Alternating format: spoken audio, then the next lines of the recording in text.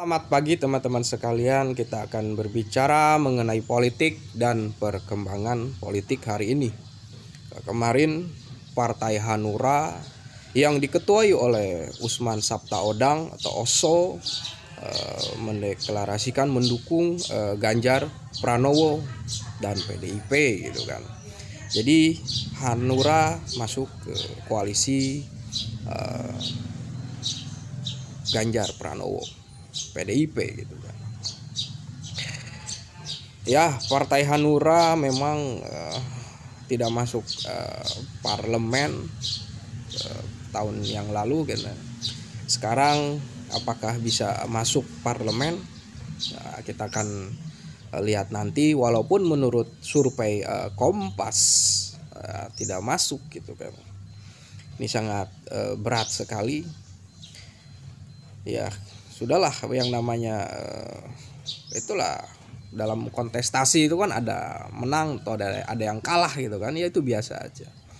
Yang pasti udah mengikuti proses, udah mengikuti pertandingan, hasilnya ya tergantung rakyat kan, seperti itulah.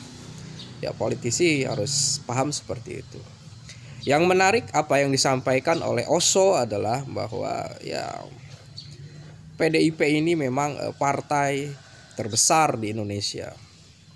Meskipun partai yang terbesar menyikapi kedatangan Hanura tidak mendiskriminasi atau tidak mengecilkan partai tersebut. Ya, itu tentu saja kesan dari Oso gitu kan. Kalau kesan dari PSI ya merasa tidak dianggap oleh PDIP gitu kan. Dianggapnya PDIP sombong gitu. Apalagi memberi gelar petugas partai kepada Ganjar, ini kan menurunkan marwah presiden gitu kan, calon presiden gitu kan. Ya, kesan Oso terhadap PDIP, ya PDIP memperlakukan Hanura itu sederajat lah gitu kan. Dan Oso membahas tentang betapa pentingnya kesadaran kepedulian dari milenial untuk mendukung atau untuk menyoblos gitu kan. Jangan apatis terhadap pemilu, karena yang menentukan suara kemenangan itu ya salah satunya adalah milenial gitu kan. Menurut hitungan Oso ya milenial inilah yang akan menentukan suatu kemenangan, maka mereka harus dirangkul gitu kan. Ini sebenarnya suatu nasihat secara terbuka, bukan nasihat ya saran mungkin ya untuk PDIP juga gitu kan. Ya milenial ini harus dirangkul gitu kan. Apakah yang dimaksud dengan itu PSI? Ya tidak semua milenial itu masuk PSI juga kan. Ya mungkin milenial yang non PSI dan milenial yang PSI gitu kan harus dirangkul gitu kan. Ya, pasti memang kesadaran itu memang akan berubah, kadang menguat, kadang mengecil. Ya memang harus ada yang mengawal gitu kan. Makanya kata Oso, partai-partai ini harus memberikan ilmu gitu kan yang bermanfaat gitu kan. Ya memang milenial itu memiliki, atau generasi muda itu memiliki kecenderungan yang ingin bebas, nyentrik gitu kan ya, tidak mau dikekang gitu kan, apalagi masih belum berpikir tentang kebutuhan hidup yang mendesak gitu kan. Mereka ya ingin yang ngelihatnya yang asik-asik aja gitu kan.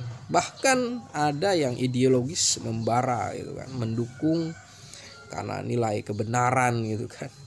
Itu sesuatu yang harus diarahkan, atau memang harus mendengar gitu kan, milenial tuh maunya seperti apa gitu kan.